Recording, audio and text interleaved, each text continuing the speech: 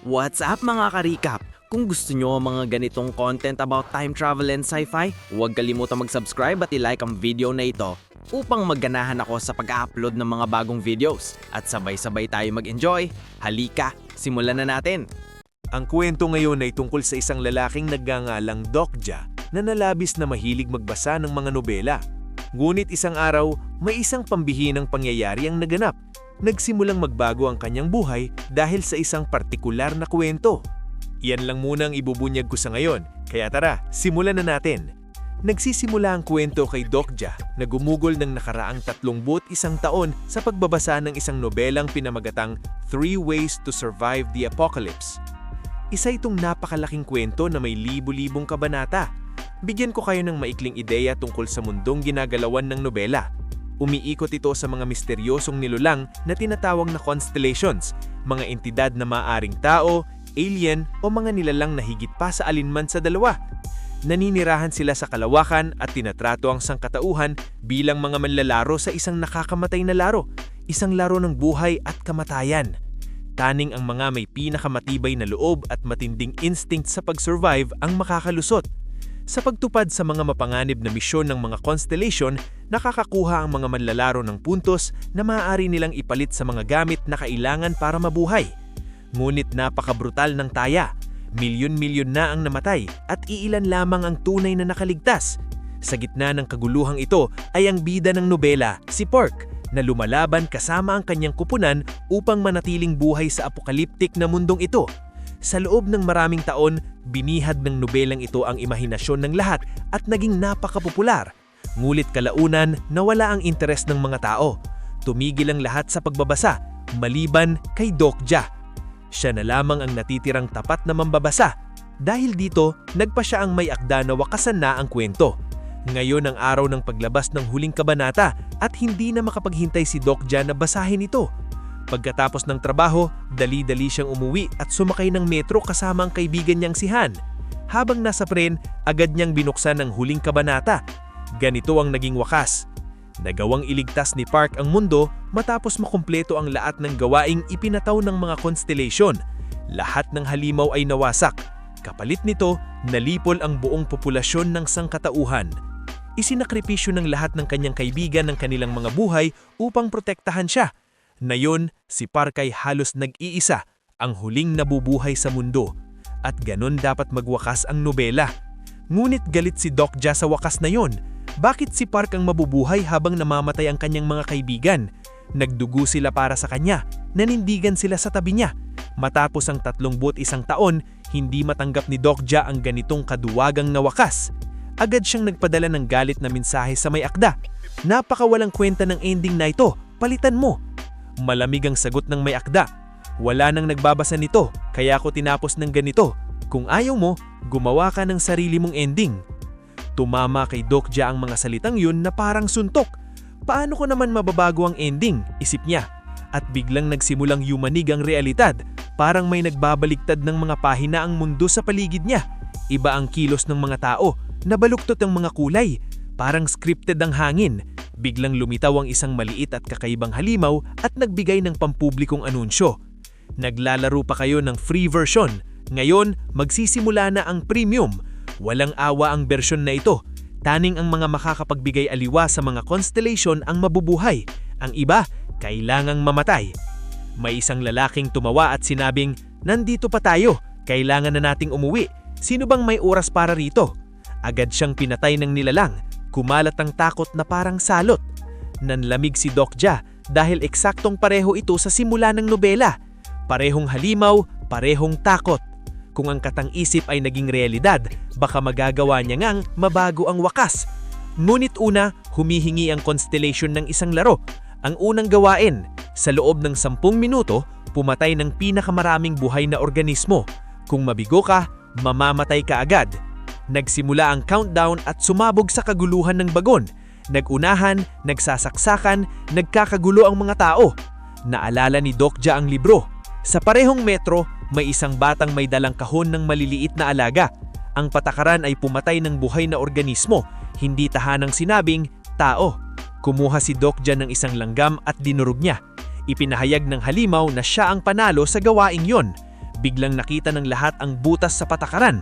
Naging pagnanakaw at madugong agawan ng desperasyon. Pinag-aagawan ng mga pasahero ang kahon ng bata. Ang mga mas malalakas ang katawan ang nakakuha ng lahat ng insekto. Naiwang walang makuha ang mahihina, ang matatanda, babae at mga bata. May isa pang mahalagang patakaran sa larong ito. Kung mas malikhain o mas epektibo ang paraan mo, mas maraming puntos ang makukuha mo. At gamit ang mga puntos na yon, maaari mong bilhin ang anumang kailangan mo para mabuhay.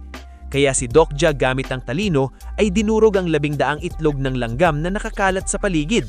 Bawat itlog ay binibilang-bilang buhay na organismo, kaya bawat isa ay nagbibigay sa kanya ng puntos. Hindi nagtagal ay libo-libo na ang napatay niya at biglang tumaas ang kanyang score. Pinalakas ng mga puntos na yon ng kanyang kalakasan at tibay hanggang sa maging halos superhuman siya. Wala nang makapantay sa kanyang kapangyarihan.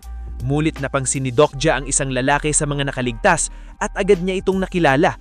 Isa ito sa mga kasama ni Park, isang mahalagang karakter sa nobelang matagal nang binabasa. Sinusubukan nitong tapusin ang gawain sa pamamagitan ng pagpatay sa isang matandang walang kalaban-laban sa metro. Pinigilan siya ni Dokja at inalok pa ng isang langgam para matapos nito ang hamon nang walang sinasaktan. Mulit tumanggi ang lalaki. Madaling target ang matanda at tinulak ng kasakiman ng kanyang buhay. Hindi makaya ni Dokja na manood lang. Pumasok siya upang protektahan ng babae at nagsimula ang kanilang labanan. Ang lalaki, bilang isang makapangyarihang tauhan mula sa nobela, ay may napakalaking kakayahan. Kahit may kaalaman si Dokja, unti-unti siyang natatalo. Sa desperasyon, gumastos siya ng 3,000 puntos para i-upgrade ang kanyang lakas at tibay. Nagliwanag ang kanyang katawan sa paning-bagong enerhiya at biglang nagbago ang takbo ng labanan. Ngayon, ang lalaki na ang hindi makasabay. Nang mapagtantong wala na siyang laban, nagmakaawa si Dokja, humihingi ng kahit isang langgam para iligtas ang kanyang buhay. Ngulit malamig ang sinagot ni Dokja, "Hindi na kita kailangan sa kwentong ito." Galit na galit, sinubukan muli ng lalaking atakihin ng matandang babae. Mabilis na inihagis ni Dokja ang isang langgam sa babae upang iligtas siya. Ngulit ng sandaling yon, umabot sa 0 ang timer. Natapos ang round. Bumagsak ang matanda. Wala ng buhay. Kasama niya, namatay agad ang lahat ng nabigo matapos ang gawain, kabilang ang makapangyarihang kasama ni Park. Nakatayo si Dokja, hindi makagalaw. Binago niya ang isang mahalagang pangyayari sa kwento. Isang pangunahing karakter na dapat ay nabuhay, ay nabura na dahil sa kanya. Doon niya napagtanto ang lahat. Ang mundong kinaroroonan niya ay sumusunod sa lohika ng nobela.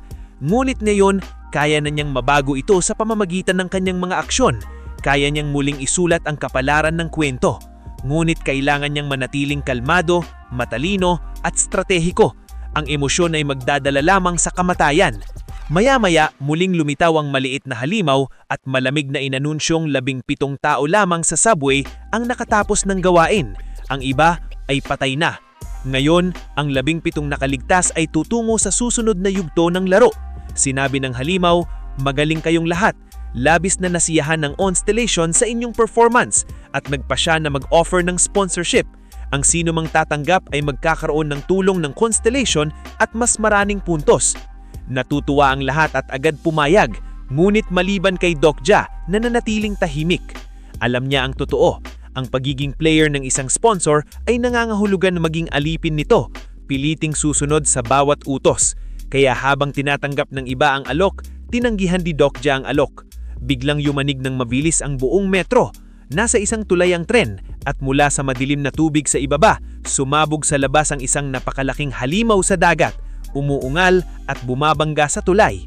Nagsisigawan ang mga pasahero at nag-uunahang tumakbo papunta sa mga pinto. Ngunit dahil sa malakas na banggaan, naipit at hindi na mabuksan ang mga ito. Isang sundalo ang humakbang pasulong at sinubukang puwersahin ang pinto. Sa sandaling makita siya ni Dokja, agad niya itong nakilala. Isa na namang taong mula sa nobela. Ang lalaking ito ay minsang iniwan ng kanyang kaibigan sa gitna ng labanan upang iligtas ang sarili. Namatay ang kanyang kaibigan at mula noon nabuhay ang sundalo sa matinding pagkakasala, sinusubukang bumawi sa pamamagitan ng paglalagay sa panganib ng sarili niyang buhay upang tulungan ng iba. Ngayon, desperado siyang buksan ang pinto para mailigtas ang lahat. Ngunit gaano man niya itulak, hindi ito gumagalaw. Hindi nga naman madaling sirain ang pinto ng metro. Lumapit si Dokja at sinabi, "Makinig ka, may sponsor ka na. Ibig sabihin, nakatanggap ka na ng isang espesyal na kapangyarihan. Hindi mo lang alam kung ano iyon. Huwag mo nang masyadong isipin. Gamitin mo ang lakas mo, hindi ang utak mo. Kaya mo yan." Hindi lubos na naintindihan ng sundalo, ngunit sinubukan niyang muli. Sa pagkakataong ito, nang ibuhos niya ang lahat ng kanyang lakas, bumukas ang pinto ng may malakas na pagsabog. Nagising na ang kanyang kapangyarihan, kahit hindi pa rin niya alam kung anong uri iyon. Nagsipaglabasan ng mga pasahero, umaasang makatakas. Ngunit biglang muling umangat ang halimaw sa dagat, mas galit kaysa kanina. Para lalong lumala ang sitwasyon, ang mga taong namatay sa nakaraang round ay biglang nabuhay muli si bilang mga zombie at inatake ang mga nakaligtas mula sa likuran. Naipit ang 107, isang halimaw sa harap, mga patay na buhay sa likod. At saka may kakaibang nangyari. Isang babaeng nagnangalanghin ang kusang itinaas ang kanyang mga kamay at biglang lumitaw ang kumikinang na mga lubid ng enerhiya na umunat sa basag na kulay. Ang mga lubid ay umikot at nagkabuhol-buhol, bumuo ng isang tulay patungo sa kaligtasan. Napatingin siya sa kawalan ng paniniwala at pabulong na nagsabi, "Anong nangyayari sa akin? Iniisip ko lang na kailangan natin ng daan palabas." At biglang lumitaw ang daan. Ngumiti si Dokyo at ipinaliwanag, "May sponsor ka na. Binigyan ka ng constellation ng kapangyarihang ito, ang lumikha at kontrolin ng mga lubid. Maaari mo itong gamitin sa kahit ano, parang si Spider-Man." Namangha ang lahat. Tila ginagawang libangan ng mga constellation ng kanilang paghihirap. Binibigyan sila ng mga kapangyarihan lalamang para gawing mas kapanapanabik ang laban. Gayunpaman, daan palabas pa rin iyon. Tumakbo ang mga nakaligtas sa ibabaw ng kumikinang na mga lubid patungo sa kaligtasan. Ngunit biglang nanigas si Dokja. Nakakita siya ng pangitain, isang estasyon ng metro, isang dragon na humihinga ng apoy, at si Park, ang bayani ng nobela, nakagapos at walang magawa sa harap nito. Malapit na siyang patayin ng dragon at kapag nangyari iyon, mawawasak mismo ang mundo. Nangilabot si Dokja. Ibig sabihin, nagbago ang kwento. Pabulong niyang sinabi, "Sa orihinal na nobela, hindi ito nangyari. Dapat nabuhay si Park. Kapag namatay si Park, hindi na mapipigilan ng apocalypse." Sa unang pagkakataon, naunawaan ni Dokja ang tunay niyang misyon. Hindi lang niya kailangang iligtas ang sarili at ang mundo. Kailangan niya ring protektahan si Park at lahat ng lumalaban sa tabi nito. Ngunit sa kaibutan ng kanyang puso, kinakatakutan niya ang malupit na kabalunaan. Baka mamatay ang kanyang mga kaibigan habang sinusubukan siyang iligtas at siya'y maiwang mag-isa, gaya ni Park sa orihinal na wakas. Ngunit determinado si Dokja. Hindi, mahinang panata niya. Sa pagkakataong ito, susulat ako ng ibang ending, isang wakas na walang naiiwang mag-isa. At saka, nakita ni Dokja si Park, ang parehong Park, ang bayani ng nobela na lumalaban sa mga zombie habang papunta sa metro station. Sumigaw si Dokja sa kanya, "Huminto ka! Huwag kang pumunta roon! Mamamatay ka kung itutuloy mo yan!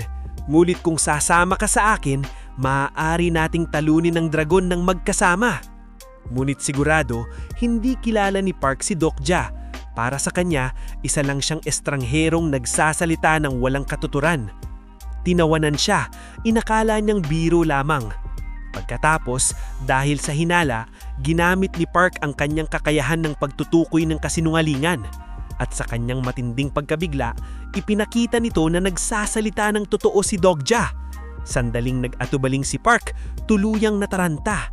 Ngulit na naig ang kanyang pagmamalas. Paano malalaman ng iba ng mas marami tungkol sa kanyang mundo kaysa kanya?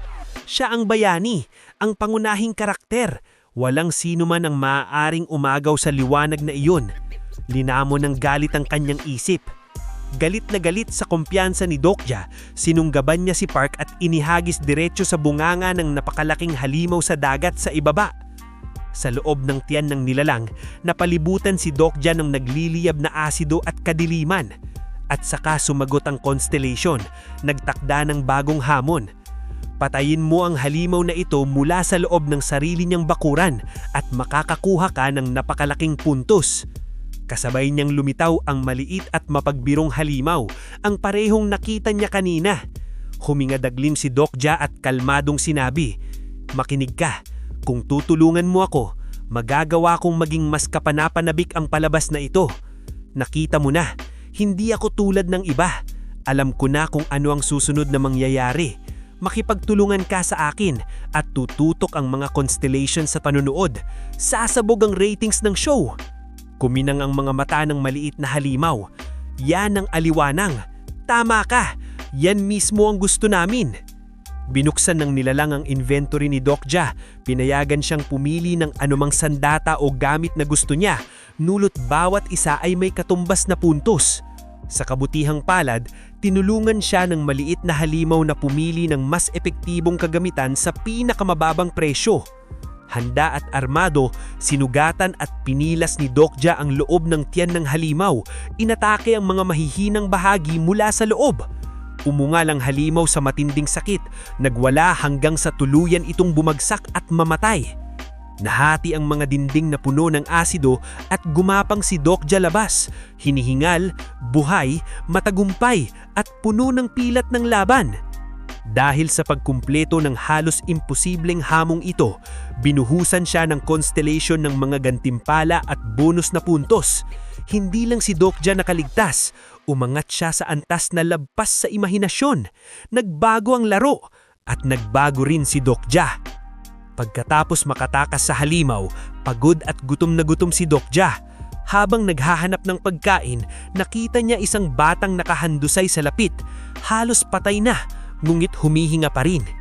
Nakita niya ang kalagayan nito, kinumbungan siya sa kanyang balikat at nagsimulang tumakbo sa pinakamalapit na estasyon ng metro para sa kaligtasan.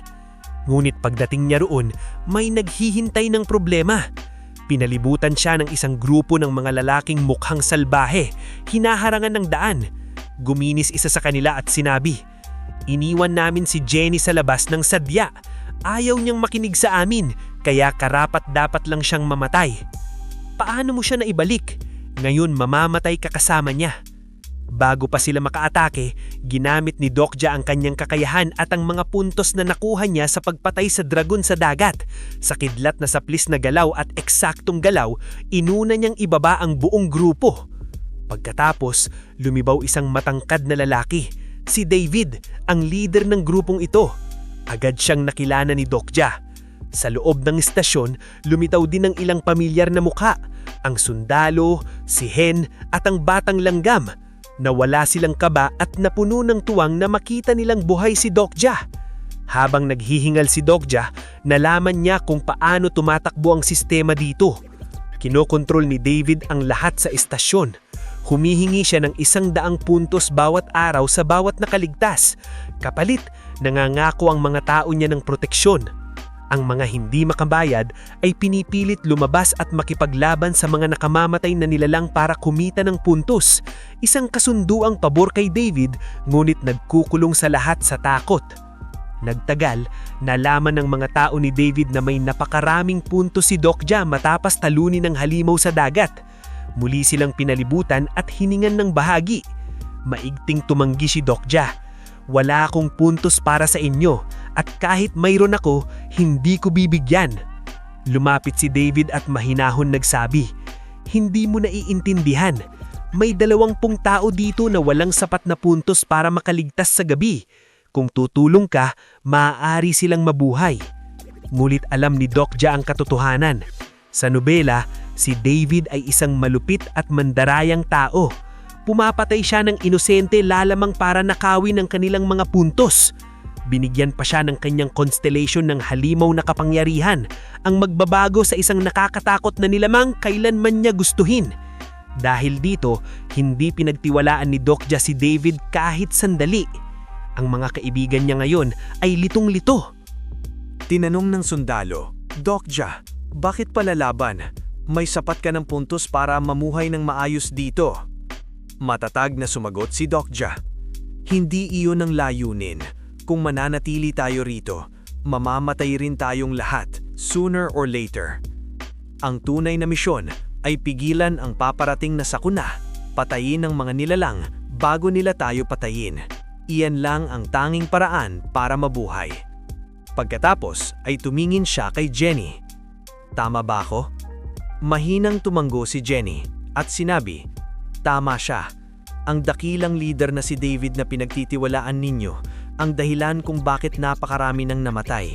Pinapatay niya ang mga nakaligtas at kinukuha ang kanilang mga puntos. Sinubukan siyang pigilan ng mga kaibigan ko. Pinatay niya silang lahat. Ako na lang ang natira dahil iniligtas ako ni Dokja. Huwag na nating hayaan pang makaligtas siya. Sa pagkarinig nito, sa wakas ay naunawaan ng iba ang katotohanan. Sama-sama, nagpasya silang bumuo ng sarili nilang grupo at harapin ang mga nilalang at si David kung kinakailangan. Ang koponan ni Dokja ay binubuo na ngayon ni Juan, Sundalo, Jenny at ang Batang Langgam. 5 silang pumasok sa isang madilim at tila walang katapusang lagusan sa ilalim ng lungsod. Mabigat at makapal ang hangin. Halos wala silang makita, ngunit humakbang pasulong ang Batang Langgam. Ipinihit niya ang kanyang mga mata, bumulong ng marahan, at biglang napuno ang lagusan ng libo-libong kumikinang na alitaptap. Naglahong parang usok ang dilim sa gintong liwanag, at nabunyag ang daan na nasa unahan. Namangha ang lahat sa ginawa ng bata. Dumagsa ang mga nilalang sa lagusan, nguit nanindigan si Dokja at ang kanyang koponan. Mahirap talunin ang maliliit na halimaw, ngulit kaya na nila gamit ang kanilang bagong kapangyarihan. Pagkatapos ay lumitaw ang isang napakalaki at nakakatakot na nilalang, isang halimaw na kumakain ng takot. Pinipilit nitong balikan ng bawat isa ang kanilang pinakamasasamang bangungot. Ipinapakita niya ang mga kinakatakutan nila hanggang sa unti-unting gumuho ang kanilang tapang. Walang karaniwang atake ang tumatalab dito. Alam ni Dokja na wala ng ibang pagpipilian, kaya ginastos niya ang halos lahat ng kanyang puntos upang bumili ng isang bihirang enerhiya ng bituin, isang dalisay at maningning na kapangyarihan na sapat para patayin ang halimaw ng bangungot. Pinatatag niya ang sarili at umatake. Umalingaw-ngaw ang sigaw ng halimaw at bumagsak ito. Luminaw ang lagusan. Muling nakahinga ang lahat. Nailigtas ang kanilang mga buhay. Nasiyahan ng constellation sa palabas at ginantimbalaan sila ng mga kakaibang regalo. Ang natanggap ni Dokja ay isang espada na tinatawag na Broken Faith, isang basag-basag na talim na nagiging buo lamang kapag sinasapanganib ng may-ari ang lahat para sa iba. Kapag kusang inilalagay ni Dokja ang kanyang buhay sa panganib upang iligtas ibang tao, nabubuo ang espada at naglalabas ng isang mapinsalang atake.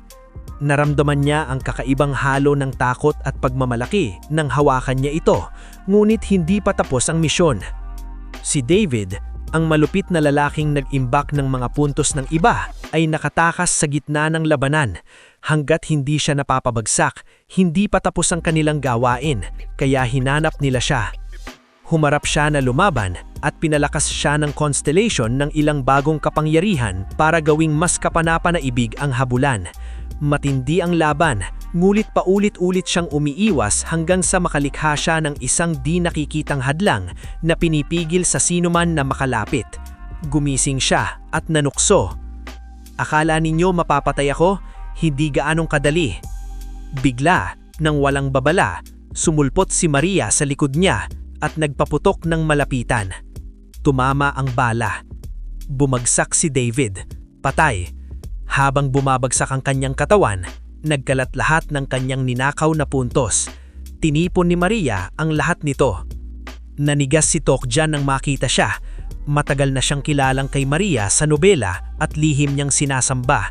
Sa kwento, minsan siyang napilitang sumailalim sa isang malupit na pagsubok kung saan nabuhay siya sa pamamagitan ng pagpapatay ng isang kaibigan, isang bagay na sumira sa kanya sa loob kahit pinatibayan siya sa labas.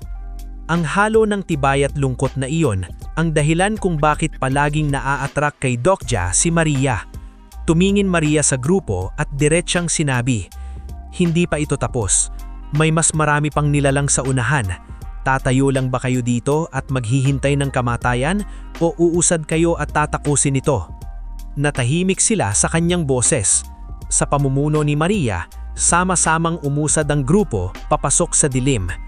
Sa wakas, narating ni Doc Ja at ang kanyang kupunan ang istasyon ng metro kung saan dapat lalaban si Park sa dragon at mamamatay. Ngunit may hindi inaasahang nangyari. Hindi dumating si Park. Matapos malaman ng maaga ang kanyang kamatayan, naglaho at walang nakakaalam kung nasaan siya. Sa nobela, palaging inis ni Doc Ja ang ganitong pag-uugali ni Park at ngayon ay lalong lamang siyang nagalit. Pagdating nila, nagsimula agad ang isang bagong gawain. Ipinahayag na may lilitaw na ilang berdeng tiles sa groove at taning ang mga nakatayo rito ang mabubuhay. Ang lahat ng iba ay mamamatay. Kapag lumitaw ang mga tiles, nagpanik ang mga tao at nagsisigawan. Gusto naming tumayo sa mga berdeng tiles. Sa loob lamang ng ilang segundo, napuno na ito ng lahat. Nakahanap si Doc Ja ng isa at agad tumayo rito. Sinabihan niya ang kanyang mga kaibigan na gawin din ito bago mahuli ang lahat. Ngunit nag-atubiling sila. Nakipaglaban at nag-agawan na sila ng tiles before at ayaw na hulin ulitin ito. Nagpasya silang manatiling magkasama at harapin ang anumang panganib habang nag-aagawan para sa kaligtasan. Tinawag nila si Doc Ja na sumama sa kanila, ngunit tumanggi siya. Naniniwala siyang ang mga tiles lamang ang ligtas na opsyon habang iniisip ng kanyang mga kaibigan na nagiging makasarili siya. Nakatayo ng mag-isa, biglang naalala ni Doc Ja ang kanyang kabataan. Noon, may mga bully na pinilit siya at ang kanyang kaibigan na mag-away. Kung sino ang matalo ay paparusahan. Mahinang sinampal ng siya ng kanyang kaibigan, ngulit si Doc Ja sa desperasyong iligtas ang kanyang sarili ay sinuntok ang kanyang kaibigan ng buong lakas na nag-uwing sa ospital ang bata. Ang guilt na iyon ay dala-dala pa rin niya hanggang ngayon. Ngayon ay habang ligtas siyang nakatayo sa berdeng tile, muling bumalik ang parehong pakiramdam. Ginagawa ko na naman ito, inisip niya. Pinoprotektahan ko ang aking sarili habang hinahayaan kong malagay sa panganib ang aking mga kaibigan. At sa kanya napagtanto, ito mismo ang ginawa ni Park sa orihinal na wakas. Nabuhay si Park habang namatay ang lahat ng kanyang mga kaibigan at yun ang ending na palaging kinakamuhi ni Doc Ja. Hindi ko hahayaang mangyari yun uli. Titiyakin kong mabubuhay tayong lahat. Umalis siya sa kanyang nakatayong berdeng tile at tumakbo balik para tulungan ang kanyang mga kaibigan. Biglang lumitaw ng daan-daan na halimaw, malalaki at nakakatakot na nilalang na umaatake sa lahat na wala sa berdeng tile. Naghanda si Doc Ja at ang kanyang mga kaibigan na lumaban, ngunit napalilibutan sila. Para mas maging dramatiko, lumikha ang constellation ng mga bagong berdeng tiles sa iba't ibang daanan, binibigyan sila ng pagkakataon na ipagtanggol ang kanilang sarili. Matindi ang kanilang laban, nagtutulungan silang lumipat mula sa isang tile patungo sa isa hanggang sa halos lahat ay nakatayo na sa ligtas. Sa huli, 2 tiles na lamang ang natira at 2 na lamang ang walang nakatayuan, si Doc Ja at ang batang langgam. Biglang lumitaw si Park at tumapak sa isa sa mga tiles. Naiiwan na isa na lamang ang bakante. Tumingin siya kay Doc Ja at malamig na sinabi, "Ipaubaya mo na ang bata. Iligtas mo ang sarili mo. Gaanong ka nabubuhay sa mundong ito?" Ngulit tumanggi si Doc Ja. Binuhat niya ang bata at inilagay ito sa huling tile. "Hindi ako magiging katulad mo. Hindi ako mag-iiwan ng kahit sino." Lumapit ang mga halimaw at pinalibutan si Doc Ja. Lumaban siya gamit ang lahat ng kanyang lakas, ngulit unti-unti siyang nanghihina. At saka naging hama-hamang nangyari. Bumaba ang mga kaibigan niya mula sa kanilang sariling mga tiles at tumakbo upang tulungan siya.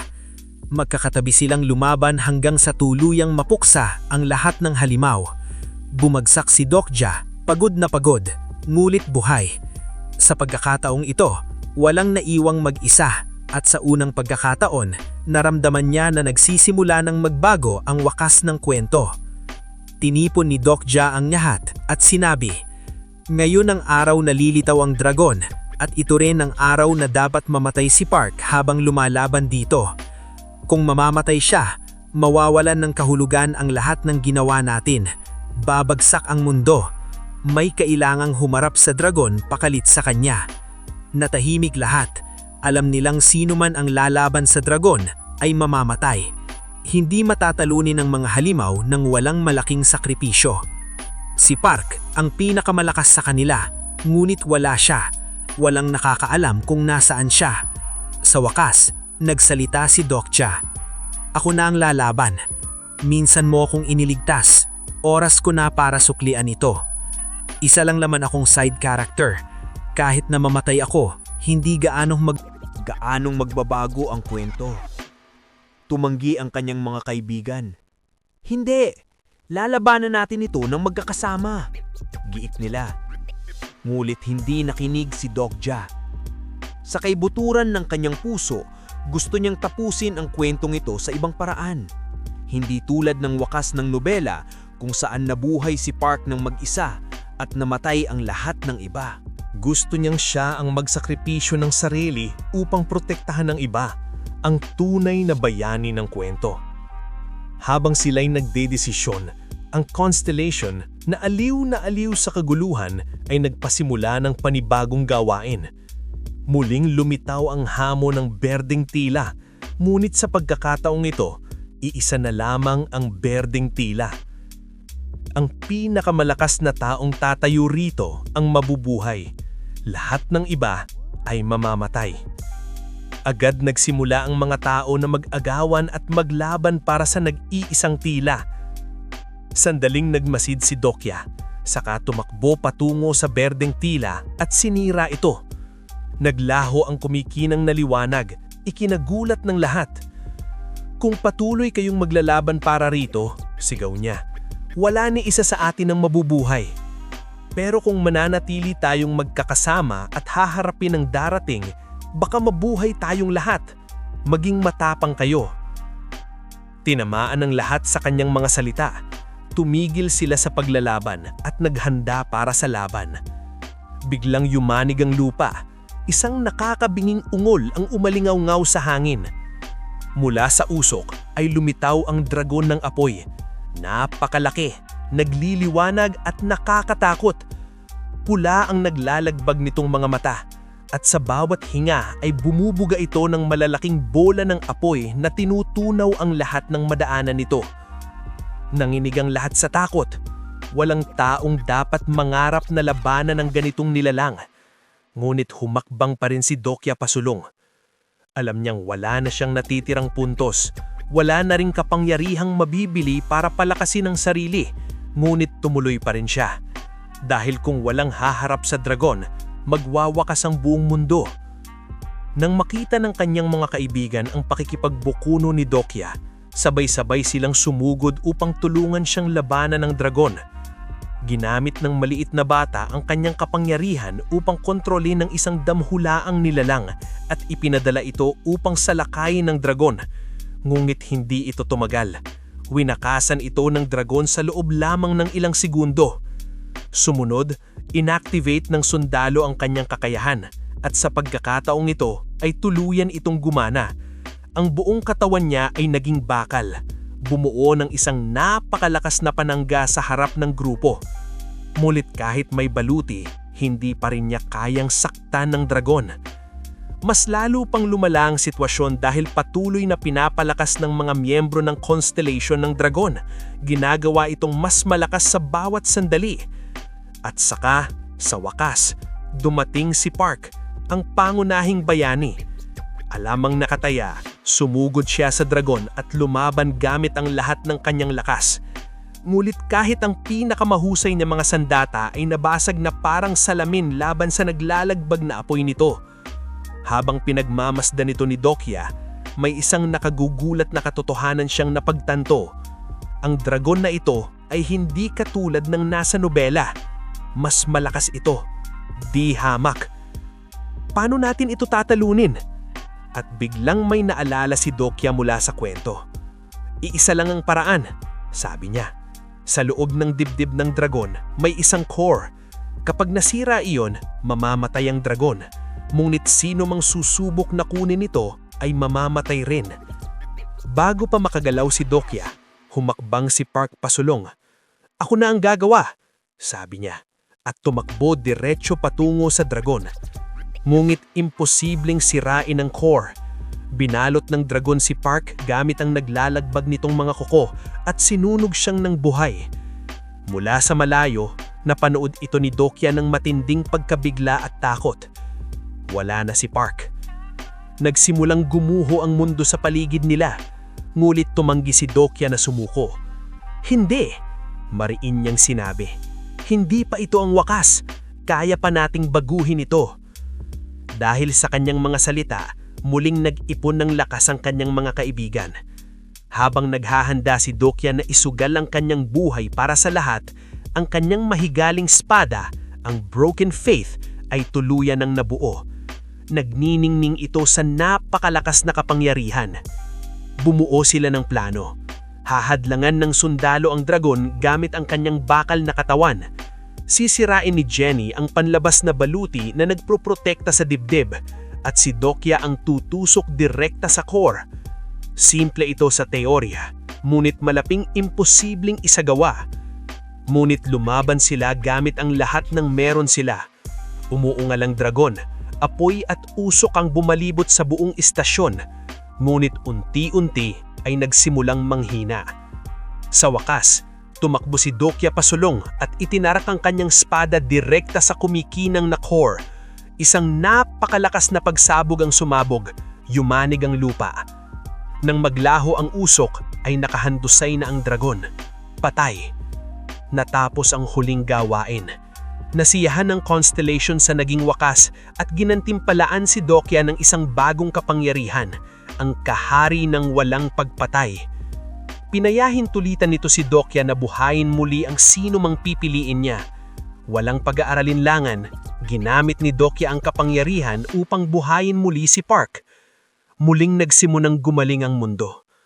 Tapos na ang gawain.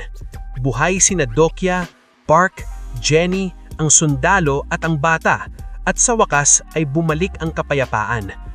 Nabago ni Dokya ang wakas ng nobela. Sa pagkakataong ito, hindi lamang ang mga bayani ang nakaligtas, kundi lahat. Nagtatapos ang kwento sa isang puno ng pag-asang wakas, ngunit may isang misteryo pa ring nananatili. Hindi kailanman ibinulal ng tunay na pagkakakilanlan ng Constellation. Tapos na nga ba talaga ang lahat ng hamon o simula pa lang ito ng mas malaking bagay? Malalaman natin marahil sa susunod na bahagi. Kung nagustuhan nyo ang kwento, siguraduhing i-like ang video at magkikita tayong muli sa susunod. Salamat sa panonood! Sana nag-enjoy kayo mga ka-recap. Anong masasabi niyo sa movie natin ngayon? Mag-iwan ng komento sa baba. At huwag kalimutang mag-subscribe sa ating channel para sa mga new updates at uploads. Kita-kits sa susunod na kwento. Salamat at mag-iingat tayong lahat!